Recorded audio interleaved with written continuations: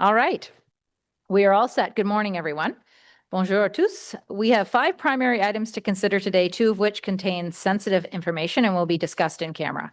The first is the Office of the Auditor General's semi-annual report on follow-up procedures. There's no presentation for this item, so we will go directly to questions for the OAG.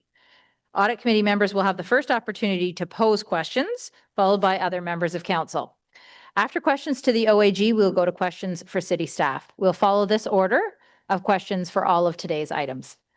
After questions are complete, we will vote to receive the report and submit it to Council for consideration. Our second item is the audit of the development application review process.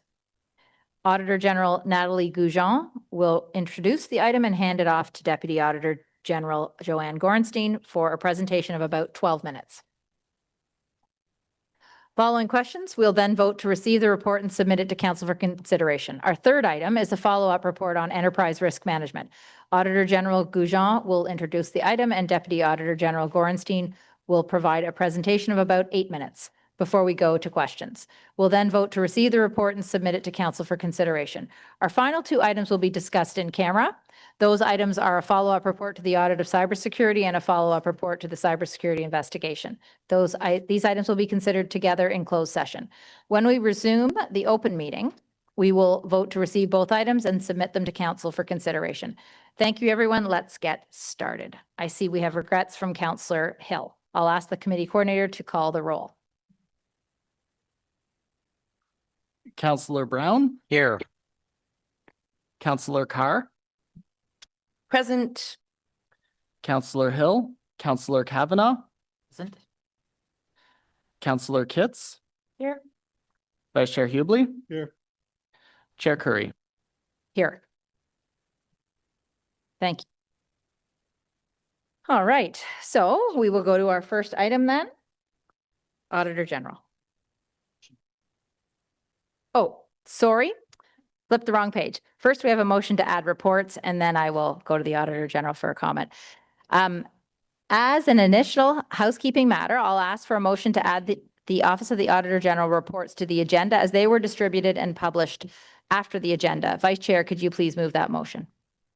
Thank you, Chair. Be it resolved that the Audit Committee approve the addition of the following reports distributed and published after the agenda pursuant to subsection 89(3) of the Procedures Bylaw, being bylaw number 2025-100, to allow for the consideration of these matters.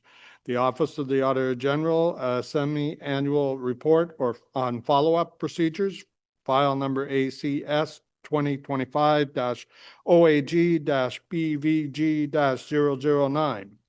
Office of the Auditor General Audit of Development Application Review, file number ACS 2025-OAG-BVG-010. Office of the Auditor General Follow-Up Report, Audit of Enterprise Risk Management, file ACS 2025-OAG-BVG-011.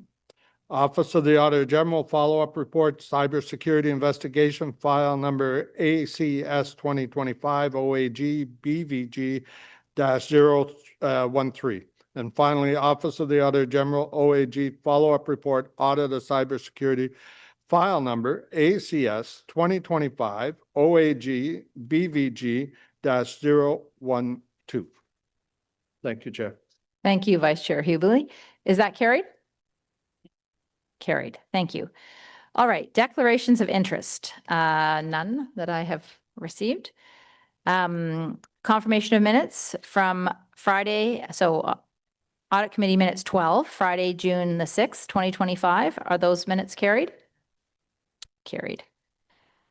All right. Office of the Auditor General, semi-annual report on follow-up procedures. I know there's no presentation, but Auditor General, did you have any comment?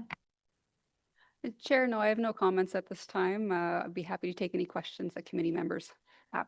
All right, Audit Committee, any questions? Councillor Kavanagh? No, I just wanted to thank you for the follow-ups and how important they are, that we keep track of what still needs to be processed. I just wanted to know how we compare to other municipalities on this. Through you, Chair. Thank you for the question, Councillor. It's a very good question and one that I'm not sure I can give you an accurate answer on. So if it's okay, I will take that one back and get back to you. What I would say is, what I can say historically speaking, my colleagues in other municipalities have told me that it's a little bit of a pain point for them. And what we have seen over the past few years is we've introduced our new process of following up only on those elements that are completed and having the semi-annual report that we are seeing significant improvements and greater action from management. Thank you. All right, I don't see any other questions then. So, any questions for city staff on this item?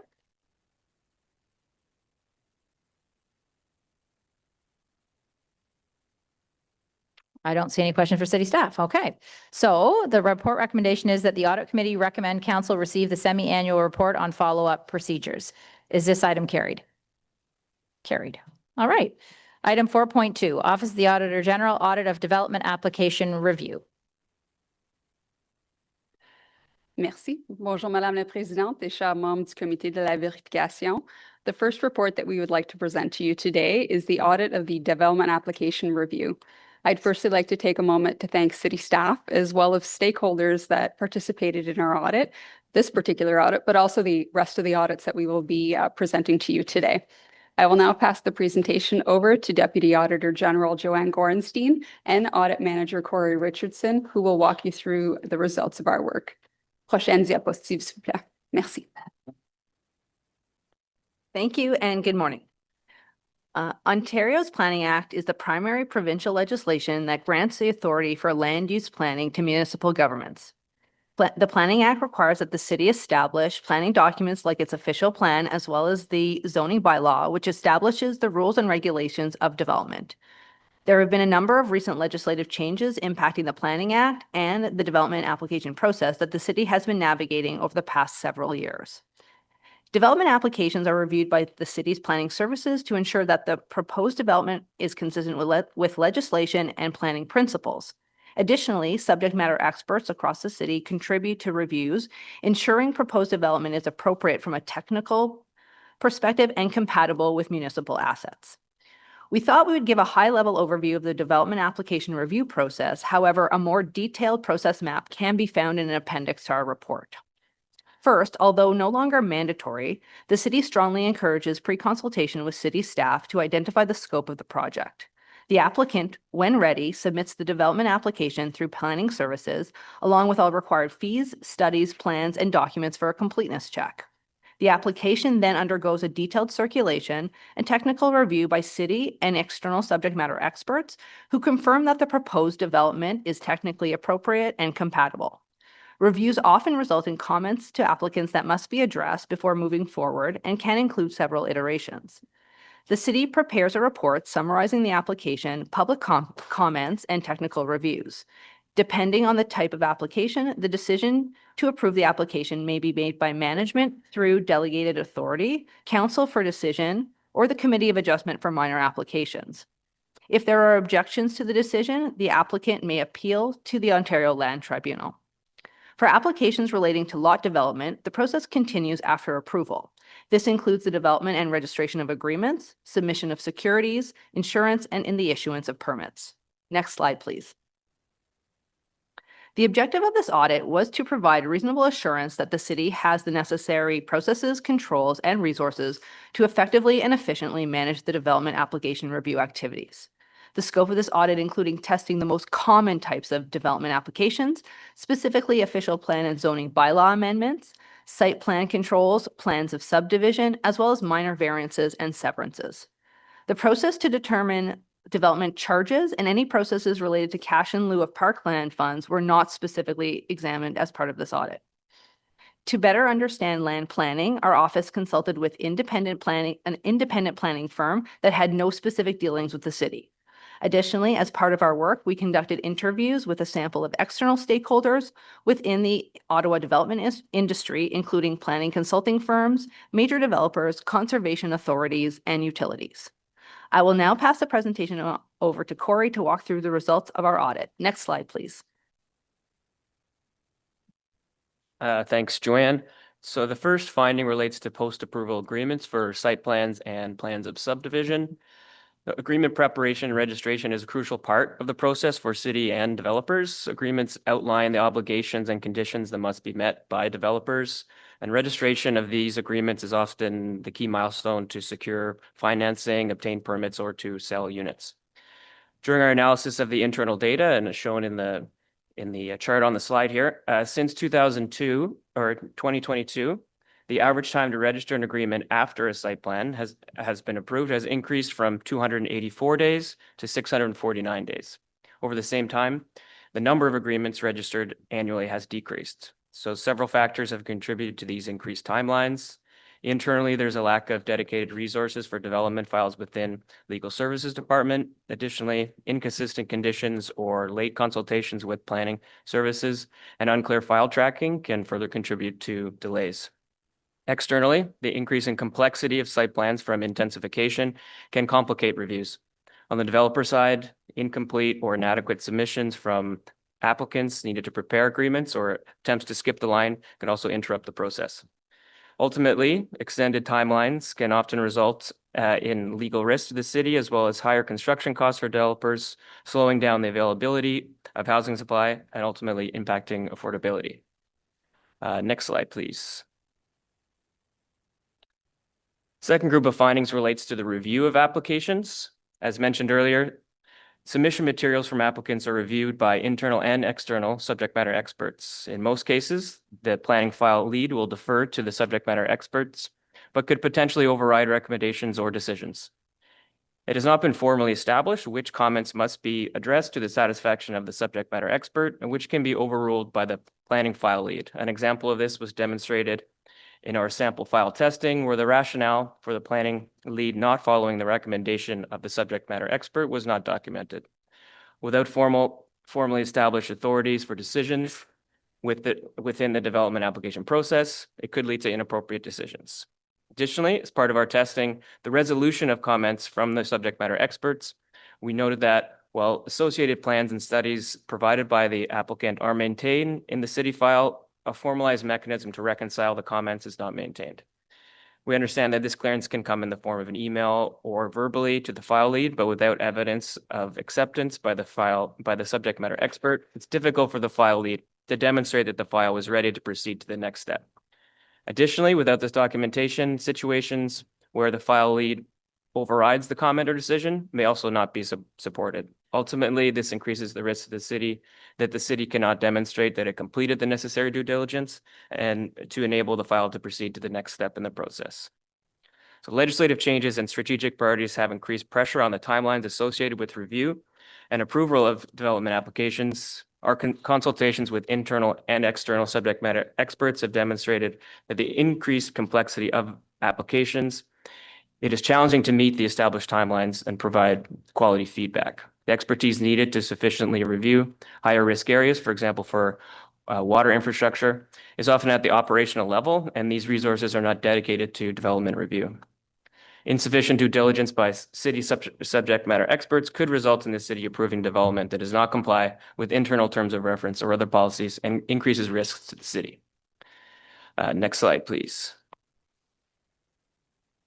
So our final finding relates to monitoring and reporting. Planning Services annually presents statistics by application type to committee and council via the Departmental Delegated Authority report, but the annual report does not currently include specific key performance metrics that are relevant to internal and external stakeholders. Examples of such indicators would include the net processing time, the total elapsed time to decision or approval, and the time from approval to agreement registration. So in order to isolate bottlenecks and take proactive actions to address process challenges, a complete view on the key application review is needed. This is also crucial for council and other stakeholders to assess the state of the program, given the strategic importance of housing development. Next slide, please. So in summary, there's immense pressure to expedite development approvals. At the same time, the city is navigating ongoing legislative changes while balancing council's strategic objectives to increase housing with the city's fundamental role as a regulator and steward of municipal assets. We made 7 recommendations aimed at increasing the efficiency, effectiveness, and transparency of the program, and management has agreed to all. we'd be happy to take questions now. Thanks. Thank you very much for that. I'll note that we don't have any correspondence on this item, nor do we have any delegations. So we can go to questions though for the Office of the Auditor General. Councillor Kavanagh. Thank you very much. When I'm on planning committee and we have files of every size, and I don't know how that's taken into consideration because you can have small files that take a long time, often because the person is not as experienced, they're doing it themselves, or it's more complicated for them. Or you can have a big file that goes like that, because it's very professional. It's a larger developer, been there many times. How is scale of the development taken into consideration in this audit? Thanks, Chair. Yeah, so with the tracking that's available in the map system, you can break it down by the complexity of, like, for instance, a site plan. So we looked at those subtypes, but and there's also tracking of when it's in the city's hands or when it's in the developer's hands. So those are also key things to look at when judging the success of a development process.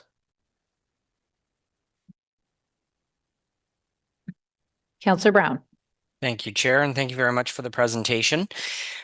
I'm interested in understanding, I guess, a little bit more context around how the audit was undertaken and how it actually progressed, because planning is a maze for anybody on the outside. It's definitely a maze sometimes for councillors and folks on the inside. So I'd like for you to add a little bit more color, if you can, to the audit process and really how you rolled it out.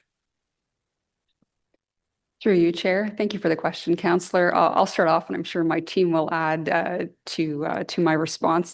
As we do with all our audits, we take a look at all the key inputs. So in this case, as you mentioned, it's a very complex process and one that spans much more than just the planning department. From our execution, we obviously looked at files and documents and policies and procedures, but we spoke with individuals from planning, we spoke with individuals from legal, from the various subject matter areas such as water, for example. We also went and spoke with various stakeholders. So we spoke with a sample of developers, we spoke with most of the conservation authorities, and we also spoke with utility companies. But I look to my team to see if they'd like to add to that. Sure, I'll add a little bit more. Maybe even Corey has more. I think in terms of selecting samples and looking at files, like we did a significant amount of data analysis of the information in the map system, but that even is a bit of a sordid tale because files span multiple years, and now we had the added complexity of various legislative rules impacting the files at different points. So we really did try to look at things, and we looked at it from a risk perspective, and we looked at it from a volume perspective and a significance perspective in order to pick a sample or a representative sample of what we could look at in terms of files, keeping in mind the context constantly. And we had lots of meetings with planning representatives to make sure we always kept the context in mind.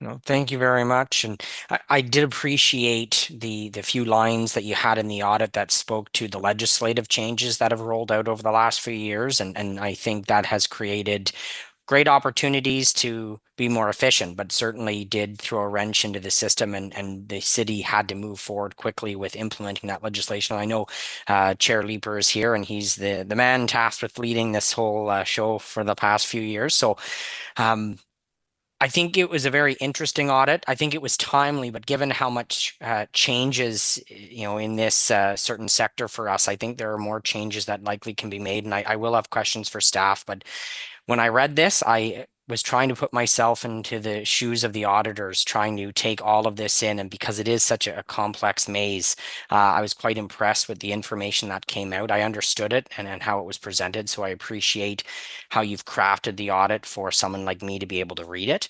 But certainly I'll have some questions for staff. So thank you very much, Chair. Thank you. Vice Chair Hubley. Thank you, Chair. Madam Auditor General, I'm going to ask you Through this review, you obviously highlighted, and I appreciate your honesty here, you highlighted a number of the issues. For example, the time to get a site plan approved going from 284 days to 649 days. During that time, there's been all kinds of studies and, we got to do this and we got to do that. But clearly, we're not making progress. We're going in a backwards direction here. Did you walk away with this with any feeling that staff have that message and are trying to do something to turn that around and start to reduce the time so that we can get the housing that our residents really need?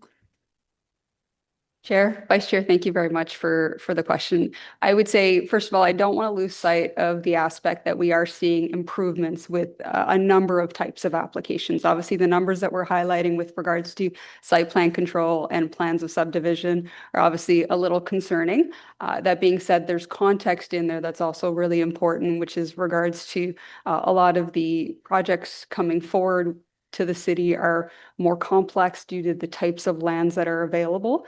And we are cognizant that there's risk to the city if we move too quick and we don't take it into consideration all the key factors that we need to. I do think staff take this very seriously. They're very well aware of council's priority. That being said, a few of our recommendations do highlight a need to review resourcing and prioritization of those resources when it comes to some of these key areas. We talked about bottlenecks a little bit, unfortunately, with regards to legal services. And I know the city solicitor's here and he's got to take away from this audit in order to look at how his team can help move things forward. Obviously, we know that many areas in the city are taxed when it comes to workload. So we are cognizant of that. It's not an easy fix. We have a massive budget issue that council will be faced with this year. So I would say that they are taking this seriously, and the purpose of our recommendations is to help them get to that stage of continuing to approve, make the process more efficient, and get these houses built as quickly as possible without impacting the overall affordability. So if all these recommendations are implemented and not studied further and, reports requested and all the things we do to delay making changes, how soon do you see that number dropping? And are you willing to make any kind of prediction? Like, is progress dropping from 649 days to 648? Or is progress getting back to 284 within months? What should we consider progress here?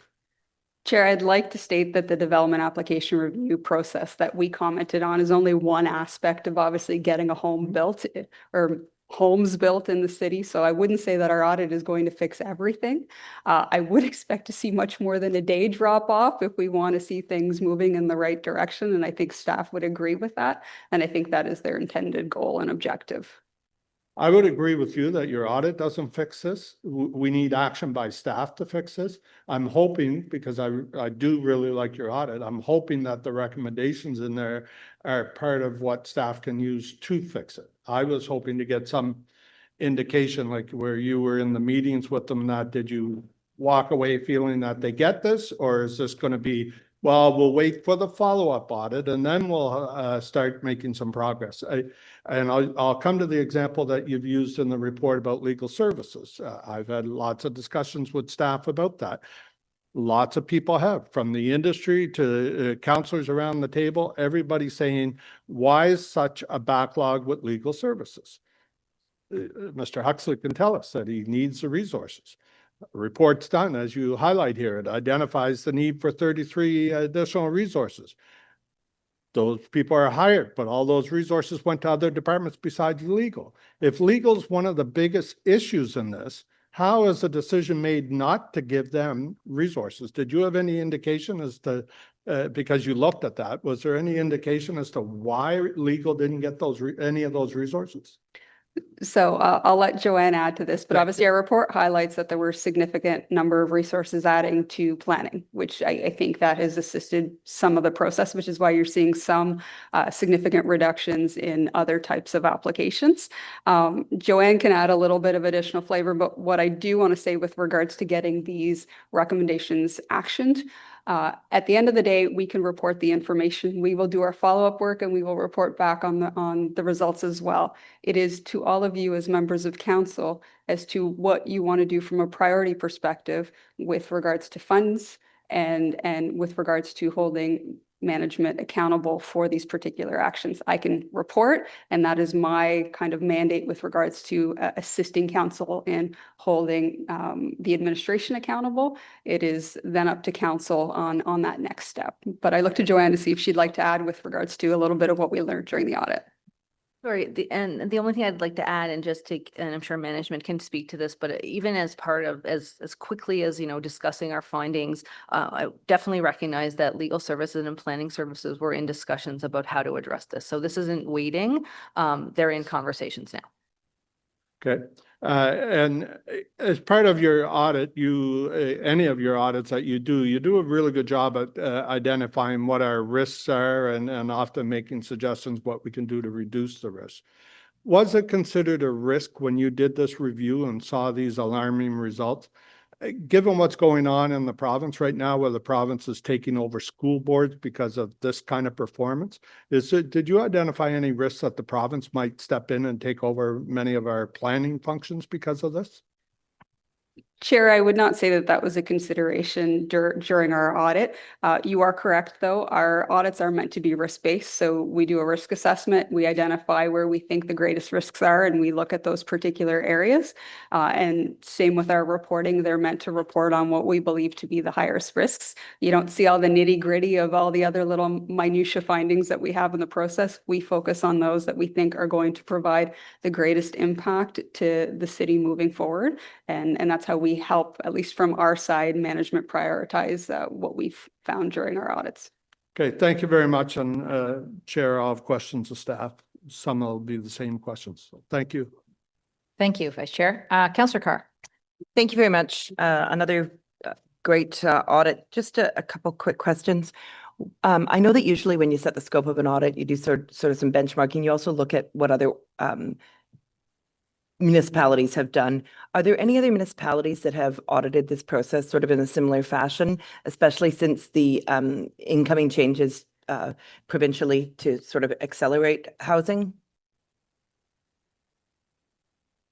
Chair, thank you for the question, Councillor. I do not believe so. I think we are one of the few, at least in Ontario, that have taken a look at this particular process. Obviously, housing in general is top of mind for all of my fellow Auditor Generals. I'm just looking to my colleague here, Corey, to see if there was anything else from the benchmarking work that we did. Thanks, sir. Yeah, it would have been nice to have another audit to help us out, but no, we didn't. Not any of the major municipalities. I don't think have done of the whole process, but we did work with our planning consultants to do benchmarking of what management is doing in planning in different municipalities. But in terms of audits, no, we didn't. Nothing on the full process. Amazing. Okay, so once again, at the forefront of auditing within the municipalities in Ontario. Just a quick question. I noticed the Committee of Adjustment process talked about the 90-day timeframe. Is that were you just looking at the timeframe for staff to prepare the report and not the whole Committee of Adjustment process, because that's slightly outside of, given its third-party status? I'm just wondering if you could just explain that a bit to me. That is a great question, Councillor, and my team's going to be laughing because you just proved me wrong on something. It's okay, it's an inside joke, but we did look at the Committee of Adjustment and past that 90-day period. My jurisdiction is Auditor General. Obviously, not necessarily the decisions of the committee per se, just like Council. I cannot necessarily question the overall priorities of that committee, but we did review that area and we did not have any major findings to report. Okay, excellent. Yeah, no, I just wanted to understand that, because certainly as councillors, our role with Committee of Adjustment being third party is very different. So I was just trying to understand that a little bit. Thank you. I guess you had a bet that nobody would ask that question. I did. And Okay. I think I owe Corey something as a result. So Excellent. All right, I'll take a piece of that too. No, I'm just joking. Okay. And my last question is, can you just confirm when the audit started? that is a very good question, because I know we did some preliminary planning, but it would have been last summer. Okay, so the new GM of planning was aware of this audit when she agreed to take the job. Can you repeat that question? Sorry. So the new GM of planning was aware of this audit going on when she agreed to take the job. She had the pleasure, Chair, of coming into a draft report. So Okay, excellent. Okay, thank you for that. Thank you for that. Councillor Leeper. Thank you very much, and good morning, everyone. Thank you very much for the audit. I want to go straight to the section 2.1 with respect to development review. The line that strikes me is insufficient due diligence by city subject matter experts could result in the city approving development that does not comply with internal terms of reference or other policies and increases risk and cost to the city.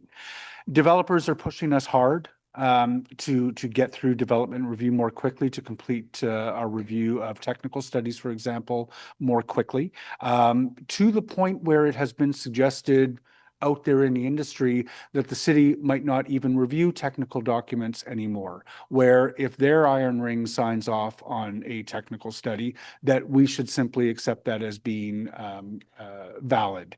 I wonder first, what is the level of risk that you are warning us about with that paragraph? Is this a really significant risk that should keep us up at night? And then secondly, besides adding more resources to the planning department to speed up development reviews, adding more resources to our subject matter experts departments in order to speed up development reviews, are there other solutions with respect to reviewing technical studies that you contemplated? Chair, I'll start off, and I'm sure Joanne and Corey would like to add to what I have to say. I would say when it comes to the subject matter experts, first and foremost, obviously similar to the aspect that we mentioned with regards to legal, because they are doing this a little bit more on the side of their desks, that is causing slowdowns. So number one, that would be part of the issue. Second of all, if we are asking them to speed up review, if we're asking them to do a more condensed review, there is greater risk at the end of the day to the city that we are missing particular aspects. If I start thinking about, for example, water, if a development's coming with a new stormwater management, for example, if we don't take sufficient time to review that, the city may be on the hook for something for years to come that has ramifications. I'll look to Joanne or Corey if they'd like to add to that. Thank you. I think, I would say along the same lines. I think where we, wanted to warn about or suggest there's increased risk is when it is really to do with the assets that ultimately the city is going to inherit and have to maintain and ensuring that they're comfortable with the design of these and how these are going to play out, because it could result in cost as well as other concerns. So that's what we wanted to highlight. Obviously, technical studies and things like that from the actual building of the development, I appreciate that. We do absolutely appreciate that management does, when there's professional engineers and things like that, there's reliance on that at various stages of the process. So we just wanted to highlight when it becomes the city's asset in the end. Okay. And are there mitigations in place that you've seen right now to ensure that we don't take on ownership of assets that we haven't properly reviewed? Thank you for the question. That's obviously the point of these reviews. So, the due diligence and making sure, and hence our recommendations that truly when the subject matter expert, who is the subject matter expert, is comfortable with the final result of the final study, even though that might take longer, that's the mitigation. Okay. I think it's interesting because some of the additional resourcing that I think I understand you've suggested might be in order isn't going to be found in the Planning and Housing Committee's budget. We might see some of that additional funding in the PWIC and other budgets as well. So worth some further discussion. That was my question. Thank you very much for the audit. Thank you very much. I just have a couple of quick questions. The recommendation number 4, the management response was that there were funds allocated to departments. That was the response, right? And I'm wondering if in your audit you actually looked at that after seeing that response. I'm looking at recommendation 4, where it says funds were provided in the 2024 budget to departments for subject matter expert resources.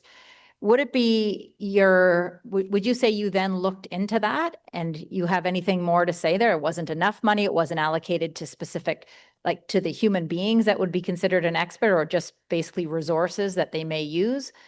I mean, I found that response needing more elaboration, and I'll certainly ask staff, but I wondered what you did with that response.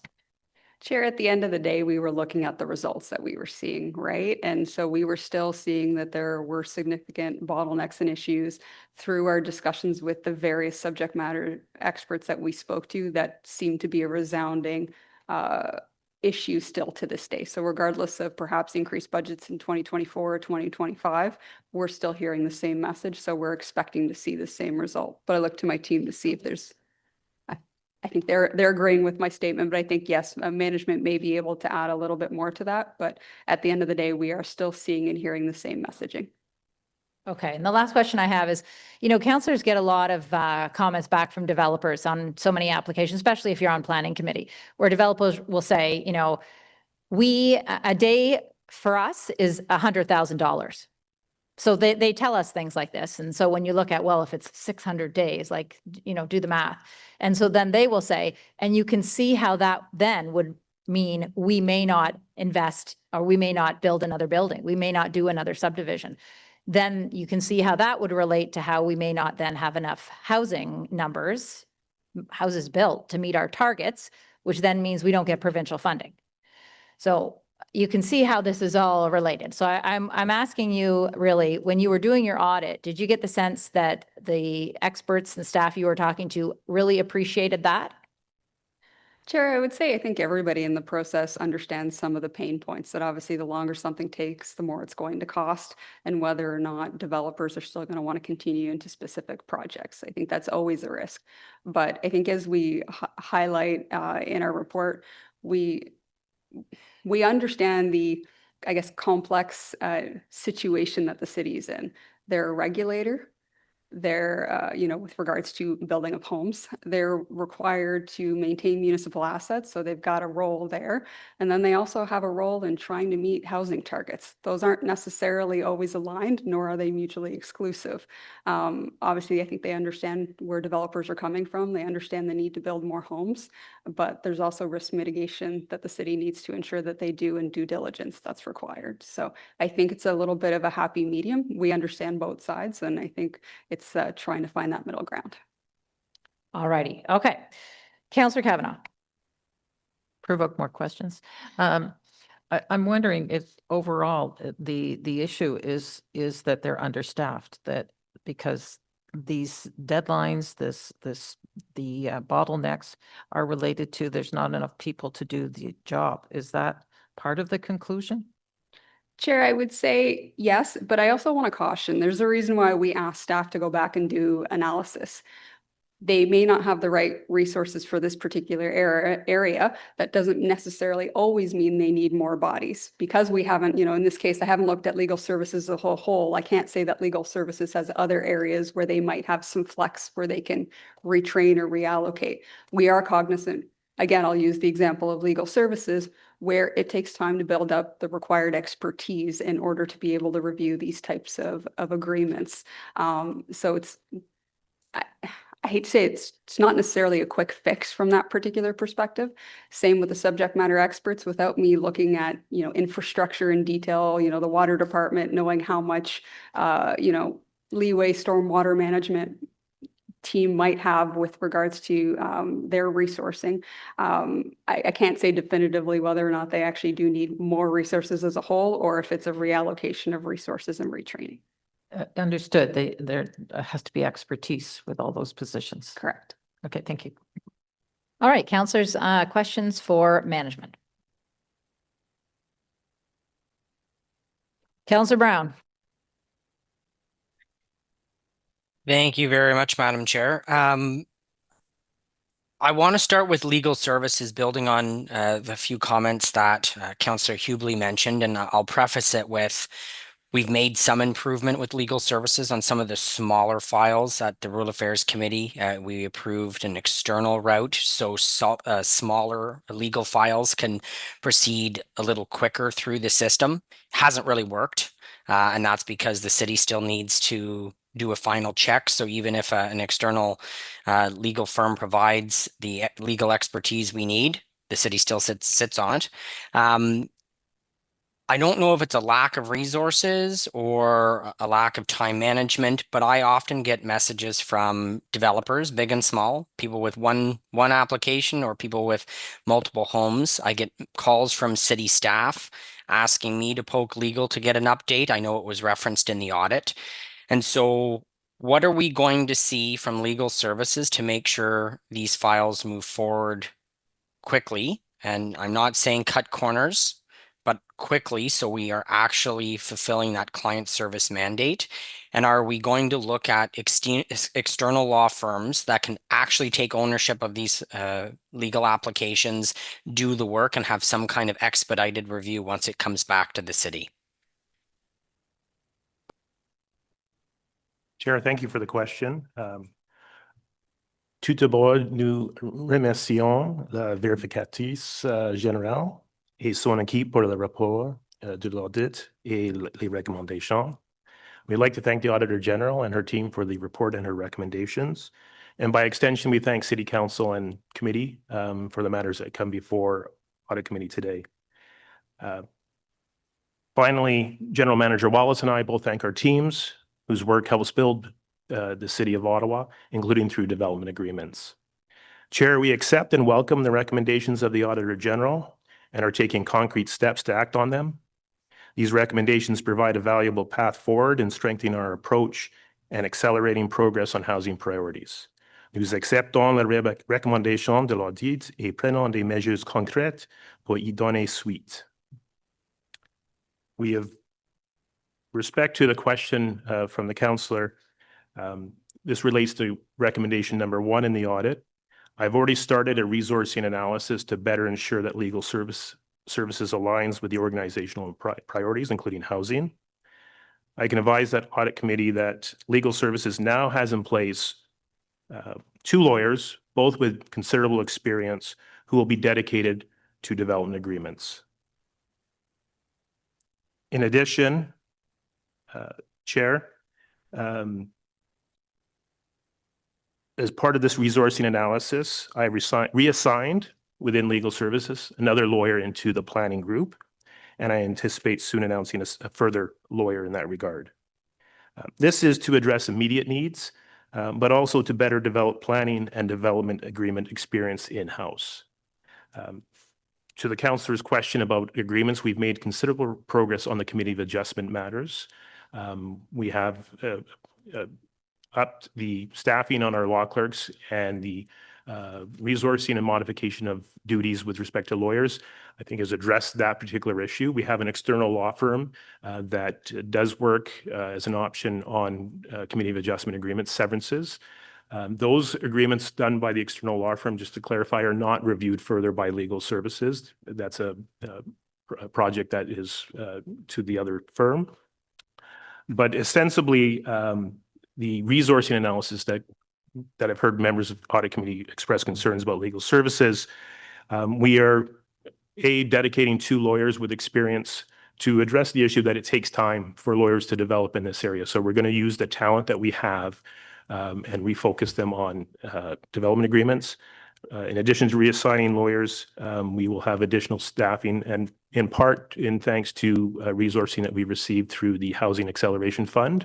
That is being most timely, and I'm thankful for that funding. In addition, and I anticipate a question from another member of Audit Committee, we are also looking at developing and enhancing our articling student program, which will provide a more robust experiential role for our students with development agreements. Legal Services has 2 articling students, both of which have recently started their term, and both of them come to us with very good foundation. They both have taken municipal and planning law in their law school years. And so you can see the talent that we're trying to develop, Chair, is both to address the short-term needs, but also to develop talent in this area of law long-term. So I trust that may respond to that question. Thank you very much for the response. I'm interested to learn that the city doesn't do another review, because I've heard several times that even with the external route, there's still a delay on the city side. So I can certainly take that offline. I'm Chair, I'm happy to have that further clarification offline with the counselor and anyone else who wishes to review that particular item. Thank you. And further in the audit, we read about a dashboard that's being set up so there's more transparency as to where things are. That way I'm not getting phone calls as a counselor from city planners going, can you poke legal and find out, because we can't get a response. Is this dashboard, and I know there's a bit of a delay to get it up and running, and that's okay. I know we're moving towards the LMS system. But in the meantime, what would be planning services recommendation for me as a counselor? Who should I be calling to get an update? Or is there something that a general manager can provide in the way of instruction or direction to staff to ensure that that communication starts a little bit faster? I know it was referenced in the report, but yesterday I got a message saying, hey, can you poke staff? So what are we doing today to make sure that we start ramping this up? So when we do move to that more holistic dashboard, the expectation and that culture has already been implemented. Through the chair, thanks for the question, Councillor. So the dashboard does exist. It was launched in July of this year, so it would have happened after the auditor had her draft findings start moving. The idea is the dashboard will be iterative and get better and more complete information. But what it shows right now is that it identifies where we are in the process. It talks about the provincial set timelines as it relates to site plan and zoning, and demonstrates that we are meeting those timelines, how we're meeting those timelines, and as well as at different phases of the process as we try to get to those 30, 60, 90-day timelines that would be set out in legislation. The idea and the management response to the audit was that we would enhance this as we move to a better, more electronic system across the whole part of the planning system, more akin to what we have in building code services now. And then it would be easier. But I can say that we are at both a staff and a senior management level, we are actively, regularly engaging since this audit draft was given to us, looking at the applications that are in this post-approval process. And I think this is one of the most valuable aspects of the auditor's report, shining a light on the post-approval part of the work. Housing doesn't happen because we got the zoning done or we get the site plan done. There's a lot of other work, and the provincial government and the series of changes they have put forward in this space don't touch what happens after those key milestones of planning approvals. And the post-approval is messier and it's complicated, and it involves securities and insurance and agreements and what goes in the road allowance and a whole bunch of things that the auditor's report points out. And the agreements has proven to be an area that we need to do some work on. And as my colleague, the solicitor, has outlined, we are actively seeing some results with moving things forward. I think that it is, so the measurement and what you're seeing in the dashboard is one piece of it, but what we are applying is trying to find ways to limit what goes to an approval, or pardon me, goes to an agreement. So it's not just more staff, work faster in the system we have. It's look at, can we simplify the system we have to make better use of the staff time that we put to these. So can we use letters of undertaking, which we are actively doing and have been doing for several months as we try to find alternative ways. An agreement, for example, at site plan is very useful if you need to put something on title for the next decades. If you are trying to make the conditions of construction and all of the things that were in the approval, make sure they get done, a letter of agreement is a much more effective way and a lot faster process that does not involve our legal colleagues. So how do we use our legal colleagues in a more effective way? So all to say, we are measuring our progress. We are committed to sharing more of that publicly, and it is there now, and there will be more of that information as we move forward. And we are actively tracking where the blockages are in the system, and not only how to where we may need resources, but how do we use those resources more effectively and simplify the process where it's possible? Thank you very much. Excellent response. That provides a lot more color, and I'm interested to see how this is going to play out over the next 6 to 12 months. I will know how it's working by the reduction in the number of calls from my office, both from internal and external stakeholders. So very, very interested in seeing this roll out, and I'll be sure to pipe up if I'm not seeing an improvement. Thank you very much. We know that. Councillor Kitts? Thank you, Chair. I did not have any questions for the Auditor General, but wanted to thank you and your team for another excellent report. To be honest, I was not overly surprised with the findings. It's consistent from what I've been hearing from the industry. I would say we are often threatened, for lack of a better word, that Ottawa's processes are slower and I guess particularly painful compared to other jurisdictions. The report says that the two biggest factors regarding the degradation of timelines was the changing legislation from the province and the complexity of intensification. Which I do think is important to note because for future conversations around this table. But my question to staff, I guess, is what other factors were most at play when you look at 2022, 2023, or that change from 2022 in 2023 and 2024? Because my team did pull comparative numbers from Toronto. And so, you know, our audit says for site plan, 649 days to registration, 1.8 years. Toronto, it's 129 days. And plan of subdivision for Ottawa, it's 3.5 years and 9 months in Toronto. Those two factors, the changing legislation from the province and the complexity of intensification would also apply to Toronto. So I'm wondering what is happening in Ottawa that's unique. Through the chair, I would say Toronto is a couple years ahead of us in terms of doing a review of their approach to development review and thinking about how to fast track housing and how they work across departments and work together. A lot of what came out in the audit is very complementary to what you're going to see in the conversations that come out of the task force, the Affordable Housing Task Force and their recommendations and the staff response that would go with that. So I would say we are taking that, while the auditors drawn out some particular pain points, particularly like around agreements or subject matter experts providing advice, we're taking that same lens across the entire process, from the tire kicking at the front door to somebody actually being able to move in. And it is going to be in the really granular look at the process that we're going to find that those efficiencies and that ability to simplify the process, not just push everyone to go faster. Some of this is about asking for subject matter experts to provide a level of detail at the wrong part of the process. We ask everybody everything, maybe, and maybe some of that advice would be better when we're at a more fine-grained, detailed stage, for example.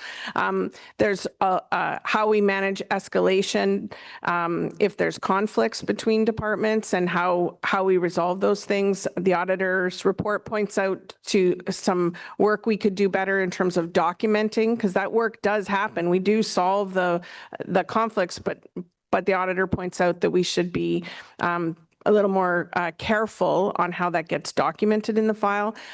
I think the planning department, I come into this almost at my 90-day point, and fully aware, Councillor Carr, of what I was getting into, and quite excited by that.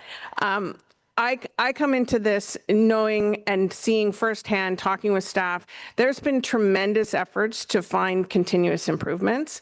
And I think that we need to empower our staff and work with them to take reasonable risks while also making sure that we're protecting the the broader public interest that the city has and the process isn't perfect, and we absolutely need to look at it and see where we can find those savings. But I would say that even when the city does its best job on a file, there is still some really challenging market conditions here in Canada, in Ontario, in Ottawa. Right now, we are looking at 19,000 units that have building permits and are not yet built. And we know that about 7,800 units have been built, which is about a little better than half of our target for this year. So this is, I'm using numbers from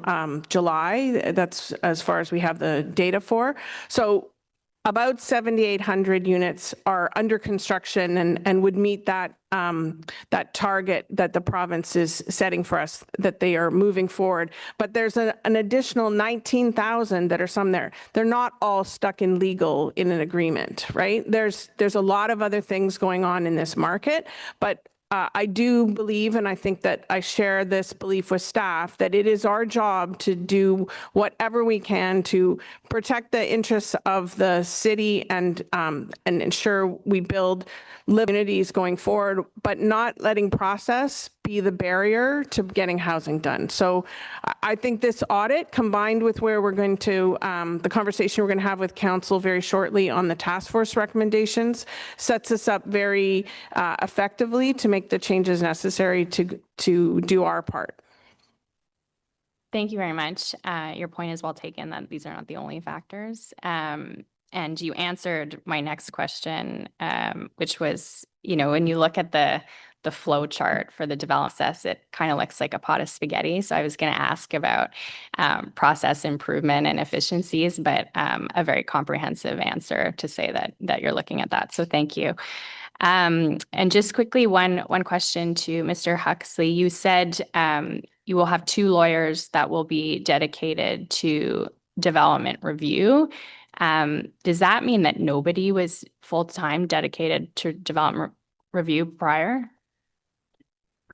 Chair, that's correct. As identified in the audit findings, the work was spread across the group of planning. But what we've identified through this process and this resourcing analysis is to put 2 experienced lawyers focusing on that. As such, as the member is a member of ARAC, you will see a change in personnel that will be providing the legal services to that committee, for example, so that we pivot and put our resources into the development agreement, and then develop lawyers in the other areas, such as committee representation. Okay, and you feel, I know you indicated there could be others, that you have 2 and you're looking at other, but do you feel 2 is sufficient for the level of work? First, I think the 2 lawyers that I've assigned to this are the 2 most experienced lawyers I can think of for this work. So I think that addresses the question of dealing with the issue first and foremost now. And then the other adjustments that I've made, we'll start developing lawyers internally. We have great lawyers in that team that can do this work, but the 2 will address the short term. And then again, thankful to the funding that we've received, I think that will get us through. And I'm going to be conducting an ongoing review of this analysis at various touch points throughout this remaining quarter and then into early 2026. Okay. Should there be any changes there, I will certainly consult with General Manager Wallace and the city manager and address those resourcing needs. But right now I'm comfortable with the approach that we're taking. Okay. Thank you very much. Thanks, Chair. Councillor Kavanagh. Thank you, Chair. And thank you very much for your responses. I just want to say I'm really glad the general manager mentioned about the number of units that have been approved and have not gone forward. I have literally thousands in my ward. And a big reason for that is, you talk about market factors, stage 2 LRT. They're waiting and they're building around transit. That could be part of it. And I'm finding files that are not even there on the dev app anymore. They've disappeared and they were approved years ago. So that is a big factor. And I'm glad that you raised that because that has to be acknowledged. And as hard as you work, things are just, they stagnate. I appreciate hearing about dedicated legal staff. That is really important, and I'm really glad to hear that. So you've already answered that. I am interested in the infrastructure at development stage.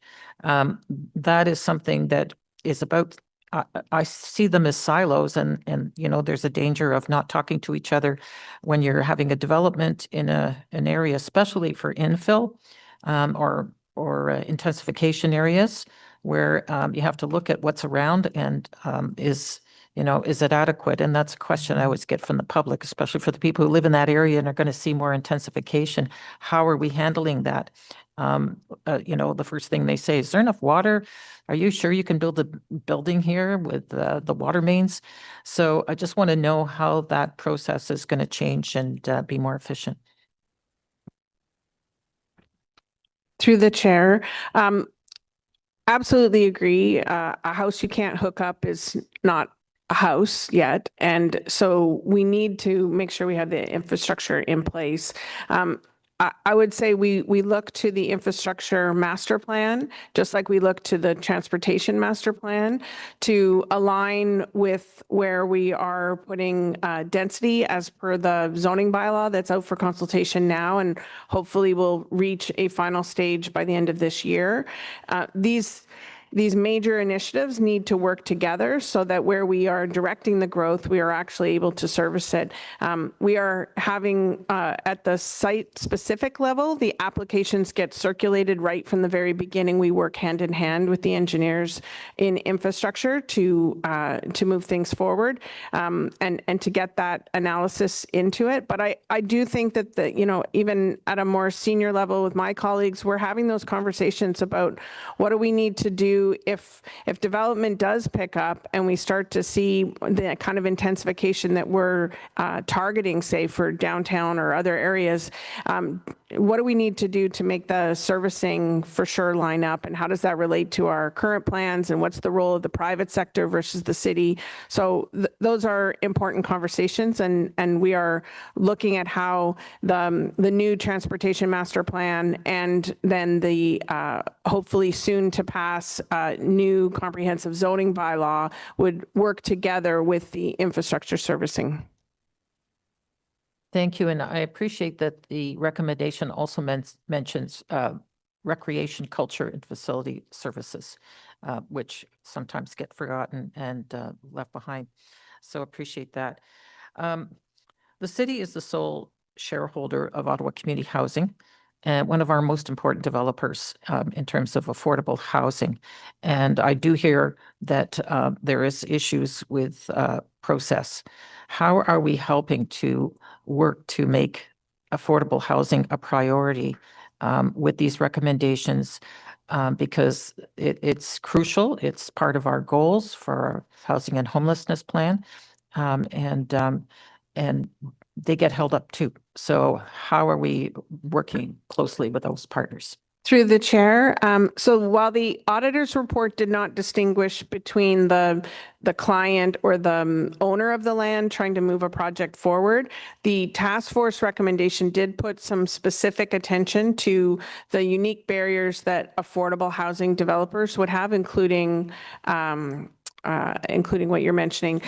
So I would maybe defer that answer till that report is tabled, and I think there'll be more response in terms of what we can do to address that. I will say that at all levels in the organization, we're actively talking about the moment we're in as we look to next year bringing forward an updated housing and homelessness plan, and how do we recognize that not-for-profit developers, this might be not their main bread and butter. They may only do one project a year, and how do you help these smaller players who might have funding, and we need to think about that separately and distinct from the market housing that has its own concerns. So they are related because they have to go through the same planning process, but they have unique problems, and it is highlighted in the task force. I look forward to that. Thank you. Thank you. Vice Chair Hubley? Thank you, Chair. I'll start with Mr. Huxley, if I could.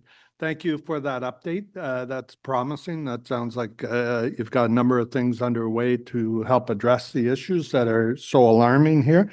One of the questions I have for you is, when you're doing these legal reviews of the planning files, what are you finding? Like, what's the trends or the themes here? Like, is it incomplete applications? Is that causing the delay, that you have to go back to planning to get more detail? Or, is there high-risk items being identified in here? Can you give us kind of a picture of what you find?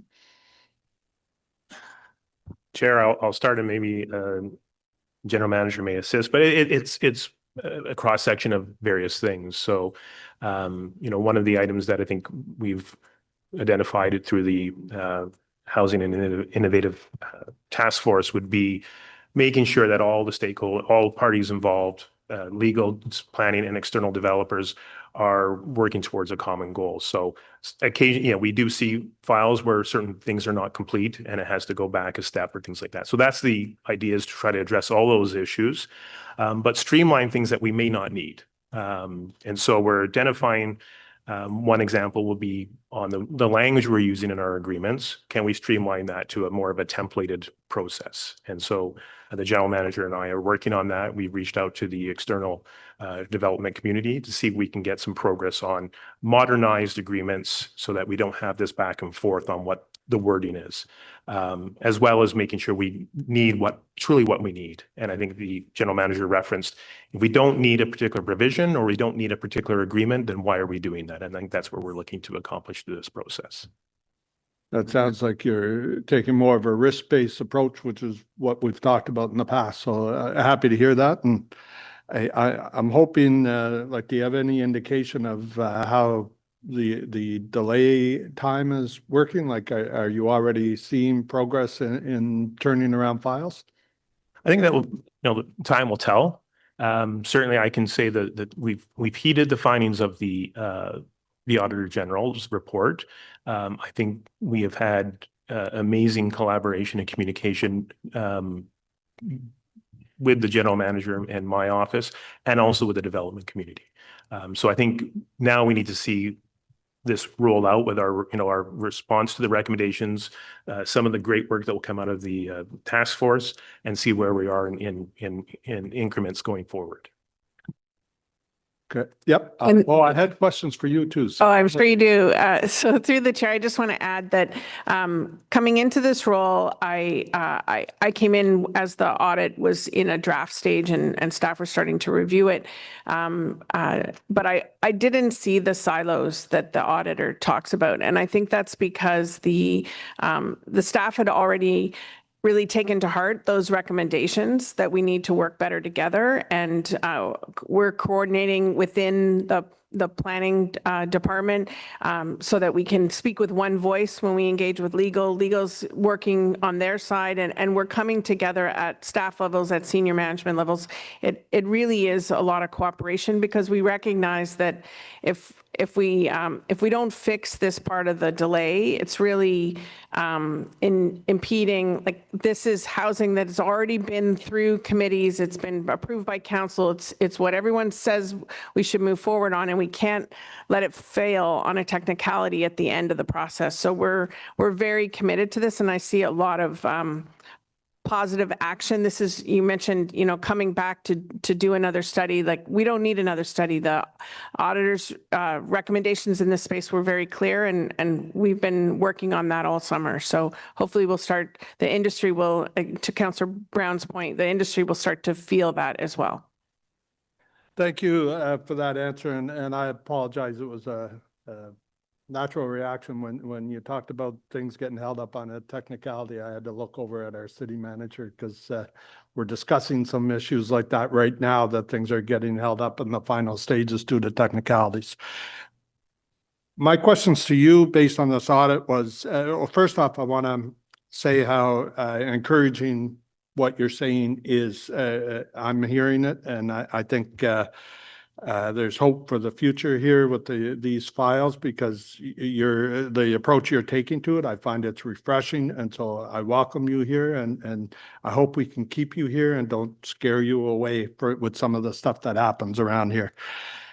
My questions though are, I'd like to hear from you based on this audit. What are some of the roadblocks you're experiencing? Because you're coming in with great ideas. You've got a different perspective of things. I'm sure there's some roadblocks that are getting in your way, and maybe this is a place we can air that out and connect it to the audit. Through the chair, Councillor, I would say that really looking at this audit in the context, and I've said it already, but in the context of the task force report, which didn't maybe go as deep, but looked at the whole process and identifies a bunch of other areas for improvement, is together, this is a very comprehensive response that the city will be taking that I think can be very significant in terms of turning the channel on this. I really believe that if this was easy, the province wouldn't have walked back their legislation. Like it's not that there's some obvious things that if you come in and change, then it will make it better. Every municipality was struggling with this. I think that this will be found in the way we work together and at a very granular level. It's the how long does something sit on someone's desk? Who did they talk to? Did they feel that they were empowered to offer an alternative or think outside the box in terms of solving a problem? Are we making the normal way through the process the most rational, simple way, or do we drive people to find workarounds because the main way is too long and cumbersome? Like this is it's complicated and it's layered, and I think what is particularly useful in the audit is drawing everyone's attention away from the shiny balls that the province focuses on in terms of what they legislate in the timelines, and recognizing that getting housing built and making sure that the public interests are reflected in the decisions that the city makes is really, there's hundreds and hundreds of points along the way that involve so many different departments and staff and agencies and interests. It is much more complicated in implementation than the province and the Planning Act would maybe. So if you find the provincial planning part of it complicated, when you get into the weeds operationally, it's much, much, much more complicated. And I think the way forward is with staff that do that work every day. They're the ones who are going to help us identify that small change that would just make things simpler, that would make it easier. And so working with staff to with a common goal and North Star. We want housing built, and we want to do it in a way that we're going to be proud of in 10 or 20 or 30 years. So with that, I think we can, there's lots of advice from this audit and from the task force report that give us some places to focus on, but I'm confident that there's a willingness amongst staff and council to make that happen. Thank you for that. There's items that you've mentioned in there that are both encouraging, but also some of that's alarming based on experience. I'm going to touch on it, and it's related to the audit where she talks about duplicate actions and lack of documentation. I'll give you a personal experience where we held a public meeting on a file, had a community come out. They really liked the changes that staff and my office had worked out with the developer, and we're looking forward to this going forward. There was at least 3 different planners assigned to that file in like less than a year. Somebody else gets the file and they come back to us and they can't find any documentation about that public meeting, so they want to do it all over again. Well, that doesn't go well for the public that gave up their night to come out and be heard about a file. Makes them feel we're not listening to them. And it slows the whole process down. So I really hope what's in the audit about keeping documentation about when meetings are and what the outcomes of the meetings and you know, the go forward with the files. I really hope we do something about that, because I wouldn't want to go through that again. The other thing that I'm finding, and it's super alarming to me, and I've been hearing about it, is where the province says, okay, you don't need to do these reports anymore. We're going to change these rules so that you can speed up your applications.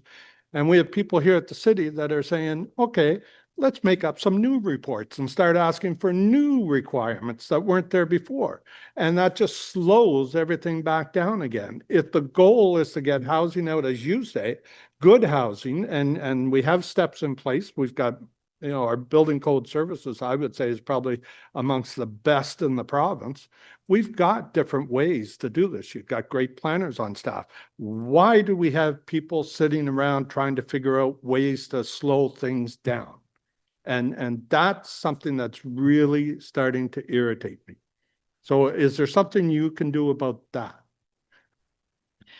Through the chair, I would say that I don't believe that staff want to slow it down, but they feel very principled about the part of the role they play, and they're trying very hard to make sure that comes through. But I do think we have to have clear and transparent rules, and we can't add things to the cart while the cart's been moving. So how we have that first conversation, how we frame what is required, what's enough in order to get in the door, and how we review. We can't keep adding things or changing our mind. That's destabilizing to the market, but it's also not fair to the process. Our team approach that we've put in place that the auditor mentioned is, I think, a really good safeguard against the staff turnover that you mentioned. So we now approach things with every file is a team, and different files, the teams get reconfigured so they learn from each other, but there would be a team approach so that there's never no one at the end of the phone to solve a problem or answer a question, which I think is really important. And we are our internal procedures do require the documentation that the audit has pointed out was lacking in some of the cases that they looked at. And so we are going back with further training and conversations with staff to make sure that it is always followed, because whether it's the landowner or the public, everyone needs to know exactly how things were done, and we can't miss pieces or redo pieces or not have the documentation for how the decision got made. So we completely agree with the auditor's concerns in that area, and but it is part of our normal process. It shouldn't be happening that way, and we're working with staff to make sure it doesn't. Okay, thank you. I'm going to wrap up, and I'll just say that I'll carry this conversation on with you between now and the budget, but I'm really looking at some of the examples of where we're trying to create our own rules over and above what's in place, and I don't understand why we're doing that. So I'd like to talk more about that before the budget discussions get going. Thank you very much, Chair. Thank you, Vice Chair. Councillor Carr. Thank you very much. Just slightly out of scope of what the audit covered, but while we're talking about the development processes and all the steps and the slowdowns, I'm wondering if you could help me understand what role the developer plays in some of these slowdowns as well, because like one of my colleagues, I think it was Councillor Brown, mentioned, we're always getting calls from developers saying staff are holding things up. I've been waiting days and days. Every day costs me $100,000, $150,000. So could you speak a little bit about the process in terms of like the completeness of the application? Does the quality typically match the staff's expectations? Like what effects does the developer's application and prepared documents contribute to some of these bottlenecks that we're seeing? Through the chair, so absolutely the quality coming in is an important part of moving swiftly through the process. I think it's both ways. We need to be very clear what is expected, and then they need to deliver on that quality so we can move forward. This was a part of the conversation at some of the meetings I attended with the task force, and I expect that their recommendations will speak to what onus is on the developer in terms of making sure their consultants put in quality effort. And I do think it is part of the delays. It's not the only part, but because there's some that the city owns, but it's part of the delays in the deemed complete process. And Councillor Hill put forward an inquiry on this that will be coming back in the fall as well, that we are looking into. But yes, you're correct. The good quality work makes the process work much faster. Okay, thank you. And then also slightly out of scope, because it wasn't covered in the audit at all. But, the other thing I often hear about is that, the excessive delays in things such as the process to build coach houses or everything else. So even though it wasn't in the audit, will this be something that you're addressing in the work that's either done by the task force or as you're reviewing processes? Through the chair, we're looking at every single part, all of it. Okay, I imagine. Thank you very much. Glad you're here. Thank you. Councillor Johnson? Thank you very much, Chair. I was wondering if we could, in your analysis of the auditor's recommendations, get an understanding of whether there were any trends looking at the slowdowns of infill projects versus greenfield projects. I think we've seen that, there's perhaps more being built at the urban boundary than in infill. So as you're reviewing, both the authorities as well as the streamlining of projects, is there any way that we can try and advance those infill projects more quickly, given that that is the direction of our official plan? Through the chair, I think that's where our comprehensive zoning bylaw that is out for final draft goes a long way. It is trying to set zoning standards that would make things as of right, which would mean that there's really two stages of planning approval before you get to the post-approval that the audit spoke to. There's the, whether it's a subdivision agreement in a greenfield scenario or whether it's an official plan amendment or a zoning bylaw change in an infill scenario. And then you have the more implementation crunchier parts where you have your site plan and in a rural context, an easement or something. If we get to a place where we have a modern zoning framework that reflects the official plan and identifies the expectation that we're going to see density along major corridors and near transit, that could eliminate an entire phase of the application process, that you could go straight to the details of that site at site plan. And if it's a small enough development, it wouldn't even need site plan. So I do think that modernizing our zoning framework will go a long way to encouraging and making it easier for infill to happen in the places that we want to see it happen. So I think that is a huge process shift. We need to make sure that the ancillary post-approval kind of approvals you need to make something happen in a as of right situation where they meet the zoning as laid out, that they don't get stuck in the rest of the process, which is what the auditor is highlighting. But I do think that zoning change will be really important to drive the density that we're looking for. Yeah, I actually think the second part of your answer is more related to the question. That infill proposals come forward with a degree of complexity and constraint. I'm thinking of stormwater management or even water access as two examples. It could be tree retention. It could be those types of things that are a little more challenging in an infill situation. So as you're describing the team approach, do you have an eye to not only having coverage, but also having a degree of expertise and inventiveness that would be required in order to advance those proposals in a timely way? I know when we were talking about Bill 185, we had actually also talked about, or is it Bill 109, pardon me, where we were talking about some of the restructuring of the team approach, which is great. But I do think with some of the recommendations coming through the report on post-approval, I can see there being hangups in an infill situation more often, or perhaps with a greater deal of barrier or more barriers than some greenfield. So could you speak to that a little more? Through the chair. Okay, thank you. I guess I misunderstood your question originally. So the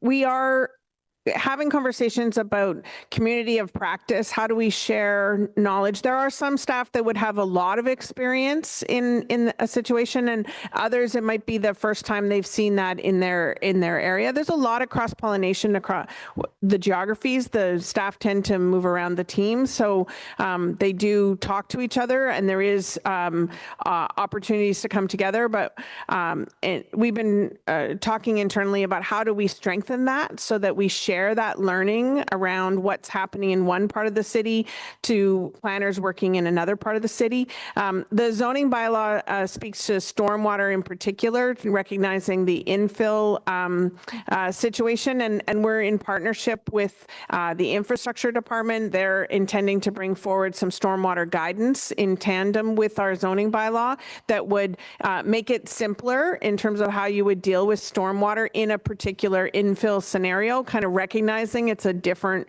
situation. And we see, so we're trying to learn from the experience of infill and the repeatable situations. How do we make that easier so that we learn from that history and we can make these decisions faster and give staff the guidance, the knowledge, the support so that they can replicate the best practices. And with respect to the auditor's recommendation for, clear authorities, I was speaking with someone even just yesterday where they were saying, back in the day, if we were getting stuck on something, we would just be able to call X in the planning department and they would say, I'll get this figured out for you, Joe, and they would go away and fix it. I would assume that that's now part of why we have a fabulous new GM so that you can sort of have that overview. But is that how you interpret sort of some of your role as well in that type of scenario, or are there other people within the department that have that sort of authority to get into those, if a project has a lot of great benefits to the city of Ottawa, is trying to accelerate it even faster?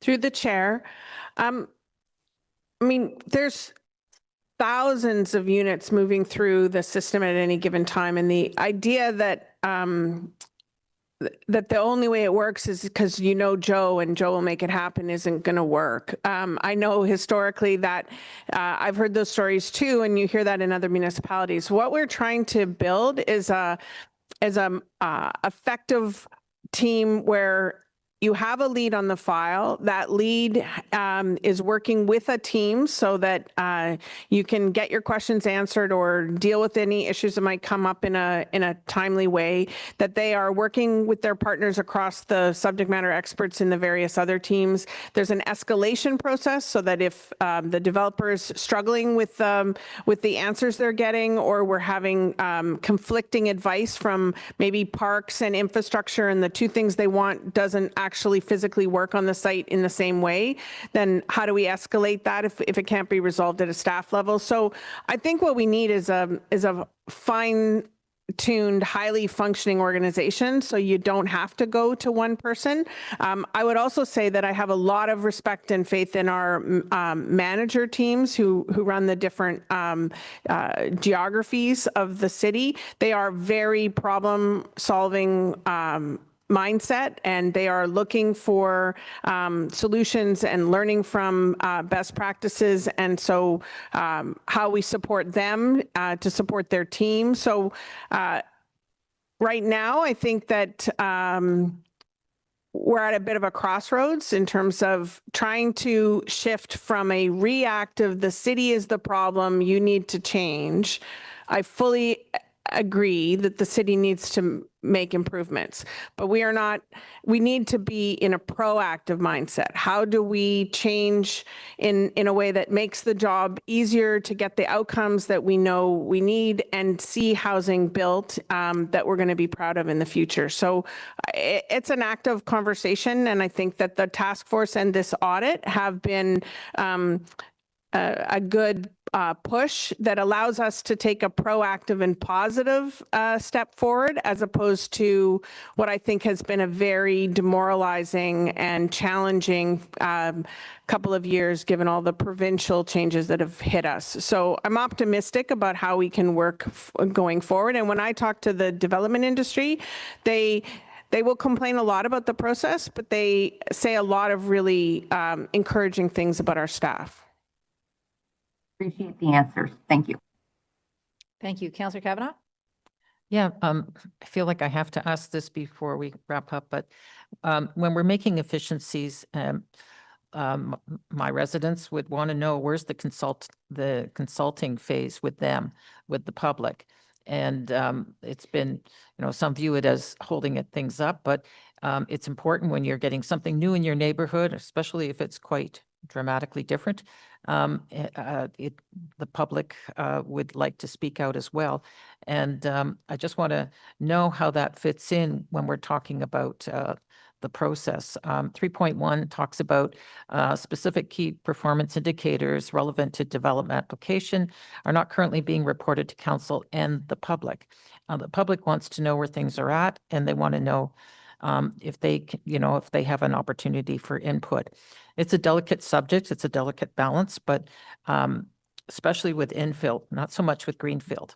So I just want to know how that's fitting in. Thanks. So the director of planning seems otherwise preoccupied, so I'll just keep talking.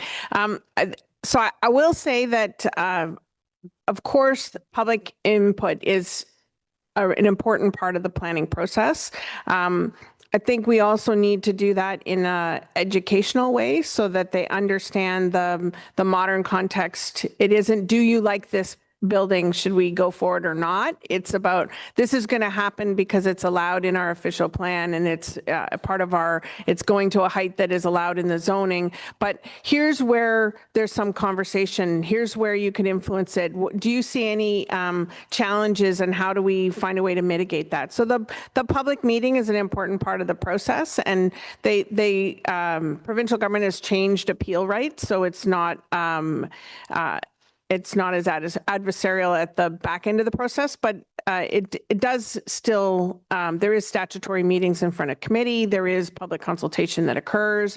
And when the sites are particularly complicated, like they have a heritage element or something, you see our staff really engaging with that community and trying to find the best way forward. So public consultation is structured by what the Planning Act and the province have set out, but it is an important part of the process. And Derek, do you want to add anything else?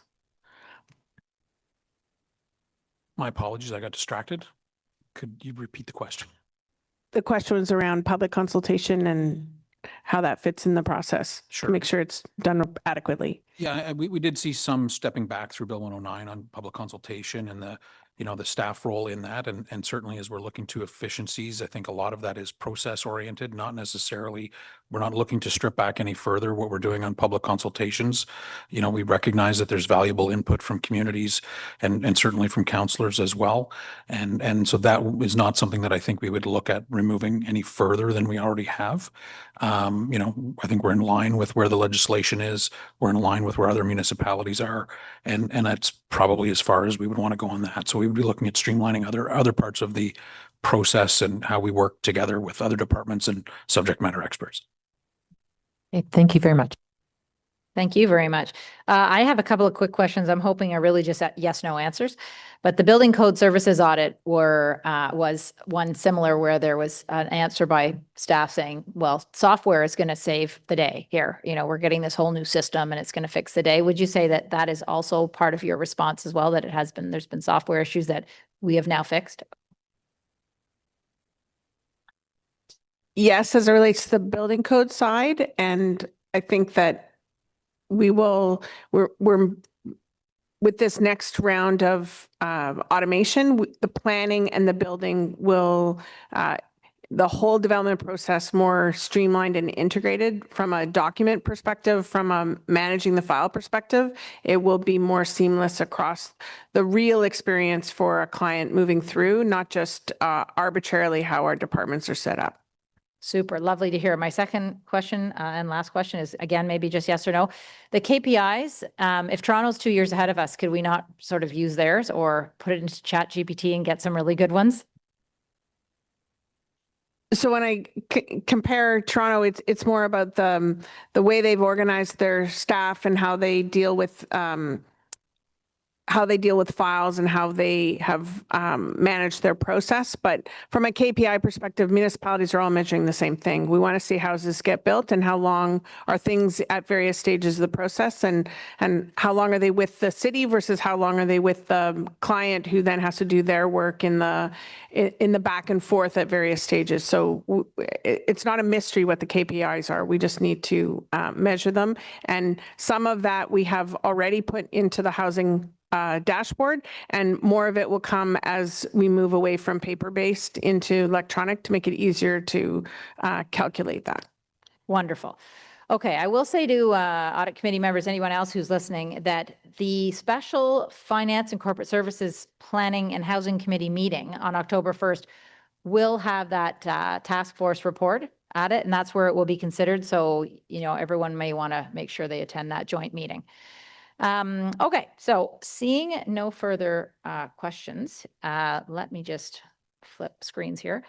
All right, so we have a recommendation that the audit committee receive the audit report and recommend that council consider and approve the recommendations. Is it carried? Carried. All right, item 4.3, follow-up report, audit of enterprise risk management. Thank you very much, Chair. As you just mentioned, the next report that we'd like to present today is a follow-up report on a past audit of the audit of enterprise risk management. Prochaine diapositive, s'il vous plaît, lorsque la présentation est partagée.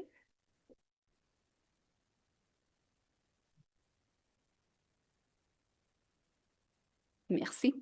In June of 2022, we tabled the audit of enterprise risk management, which we will refer to today during the presentation as ERM.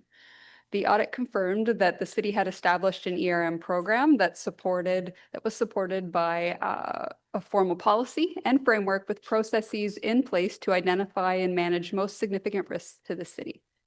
The audit also highlighted opportunities to further enhance the ERM program, and a total of 7 recommendations were issued as part of our audit report, one of which was undertaken by my office, and I'm sure councillors will be familiar with that one. That was the councillor training that we just provided in April and May.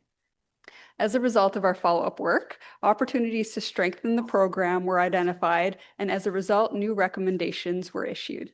As such, we have chosen to issue a standalone report as a result of our particular work. Prochaine diapositive, s'il vous plaît.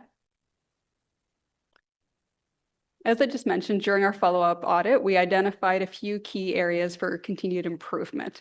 Firstly, we noted that Council's responsibility for ERM were not currently defined in the ERM framework or policy, which may limit Council's ability to provide effective oversight. Best practices suggest that a governing body, such as City Council, should oversee the ERM program, help establish and monitor the municipality's risk appetite, and regularly review top risks. Additionally, subsequent to our audit, Council approved a reporting process which outlined the reporting of strategic corporate risks twice per term to Council. However, best practices recommend reviewing top risks at least annually to ensure timely oversight. As well, the current reporting process excludes top administrative risks. This may hinder a comprehensive and coordinated approach to risk oversight. As a result, we recommended that Council's risk management responsibilities be formalized within the ERM policy and framework, and should include a more frequent reporting cycle in order to review the top corporate risks to the city and status of their mitigation activities. Prochaine diapositive, s'il vous plaît. I will now pass the presentation over to Deputy Auditor General Joanne Gorenstein. Merci. Thank you. The second area of improvement is around the risk appetite and tolerance statements that were approved by City Council in 2023 following the ERM audit. Just as a reminder, risk appetite are the types and amount of risk that an organization is willing to accept in pursuit of its strategic objectives, as assuming the elimination of all risk is unrealistic. Risk tolerance are the boundaries of risk-taking that an organization is not willing to accept. While we understand that the risk tolerance and appetite statements are expected to be reviewed periodically, there is no defined schedule for this review and update. This can lead to outdated risk parameters that do not reflect the current operational environment, especially if there have been significant changes in strategy, external factors, or operations. Additionally, the risk tolerance and appetite statements use qualitative terms such as high, moderate, low, some, without clearly articulated definitions, which could lead to the statements being inconsistently applied and decisions made that are misaligned with the city's true risk appetite and tolerance levels.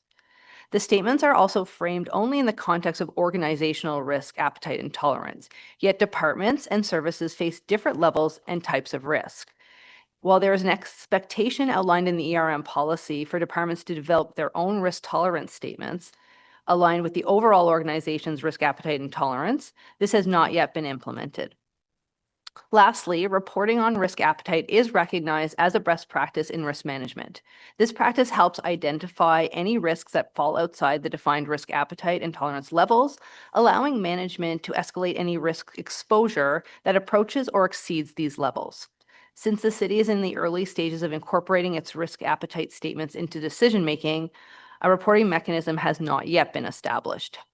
As a result, we have recommended that as risk appetite and tolerances continue to mature, regular schedule should be established for the review and update of these statements, that the statements be clearly articulated such that they are consistently applied, and that departments develop individual risk tolerance statements specific to their environments, but which align to the corporate level statements. Next slide, please.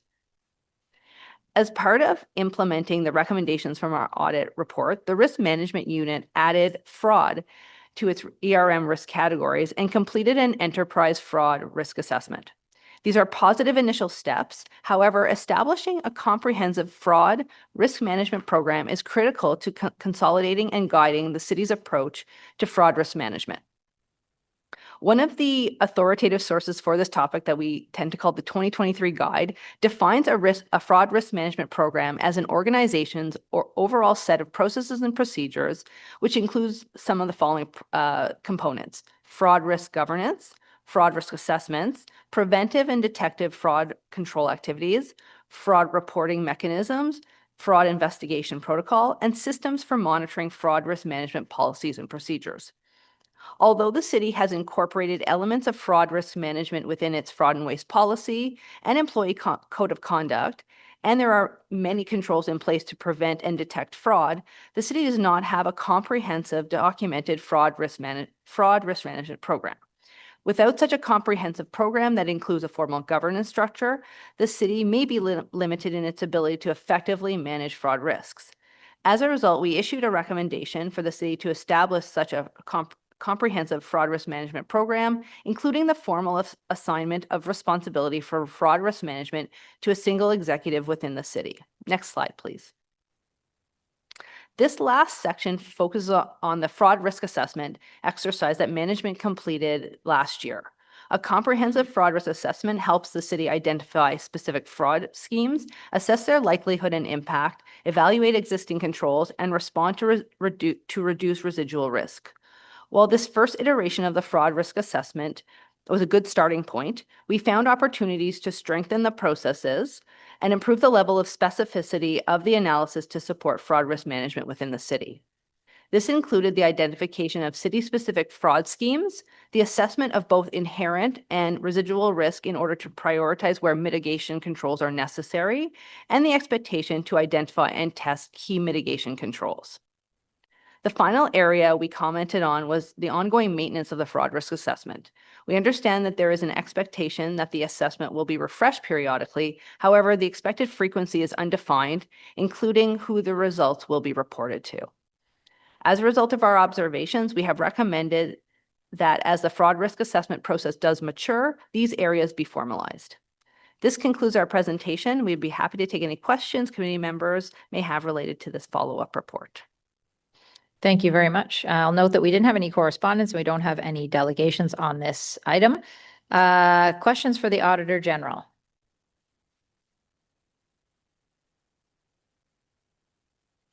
I don't see any questions for staff on this item.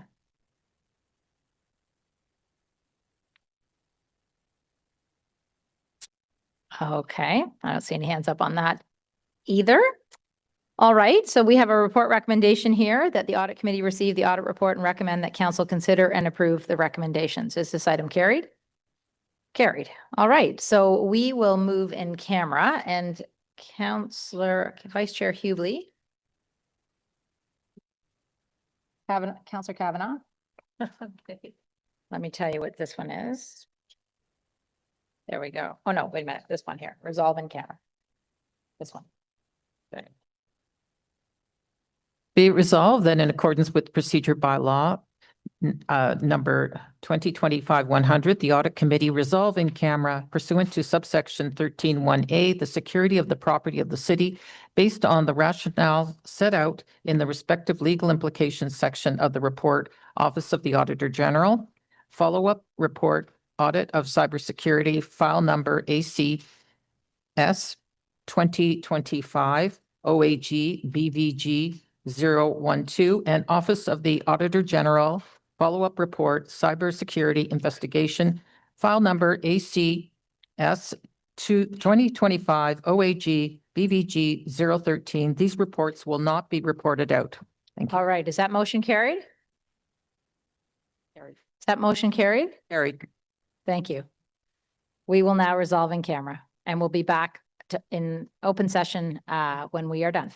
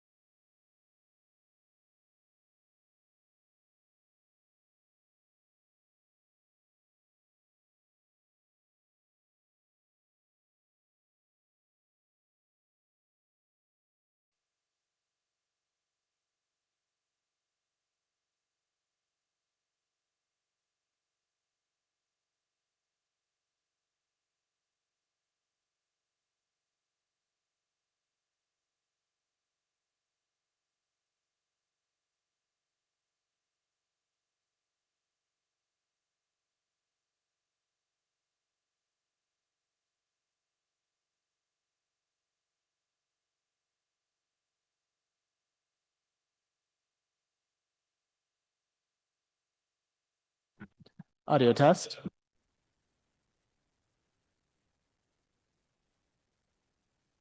Test.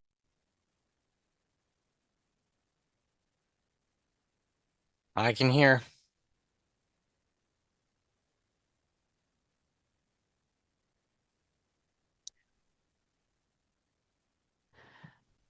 All right. Okay, for the benefit of those joining us online, the Audit Committee just met in camera to consider two reports submitted by the Office of the Auditor General. Item 5.1, follow-up report, cybersecurity investigation. Item 5.2, follow-up report, audit of cybersecurity. These matters will not be reported out as they relate to subsection 13(1)A, the security of the property of the city. During the in-camera session, no votes were taken other than procedural motions and/or directions to staff. So, on the 5.1 motion, it is that the Audit Committee receive the audit report and recommend that Council consider and approve the recommendations. Is this item carried? And then for item 5.2, that the Audit Committee receive the audit report and recommend that Council consider and approve the recommendations. Is this item carried?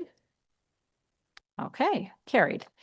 Information previously distributed was the Ottawa Police Services audit of staffing. No one's asking to lift it. All right. Notices of motion. Are there any that we have heard about? No. Any inquiries? None that I've heard about. All right. So I need a motion to adjourn. No, I guess I don't need a motion to adjourn. We don't do that at committee. All right. So we are adjourned. Our next meeting is Friday, November 28th, 2025. We are adjourned.